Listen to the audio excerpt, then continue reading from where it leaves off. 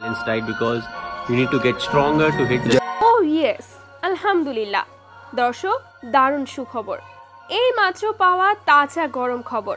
হঠাৎ লাইভে সবাইকে দারুণ এক আচমকা চমক দিল মহেন্দ্র সিং ধোনি। বিস্তারিত জানতে ভিডিওটি না টেনে শুরু থেকে শেষ পর্যন্ত দেখুন। মহেন্দ্র সিং ধোনি লাইভে এসে বলেন, বাংলাদেশ ক্রিকেট বোর্ডের সভাপতি নাজমুল হোসেন পাপনের সঙ্গে আমার কথা হয়েছে এবং তিনি পুরো মুস্তাফিজুর রহমানকে পুরো আইপিএল আসরে খেলার ছাড়পত্র দিয়েছে।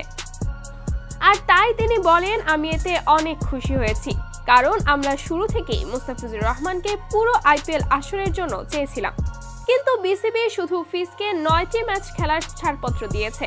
এতে আমরা সন্তুষ্ট ছিলাম। তার কারণ মুস্তাফিজ আমাদের শক্তিশালী বোলার, সে আমাদের গেম চেঞ্জ করতে পারে।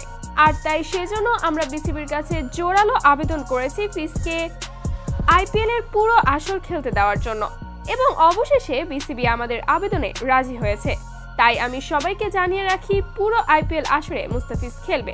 তো দর্শক, আপনাদের কি মতামত? অবশেষে কি তাহলে পুরো আইপিএল খেলার ছাড়পত্র পাচ্ছে মুস্তাফিজুর রহমান?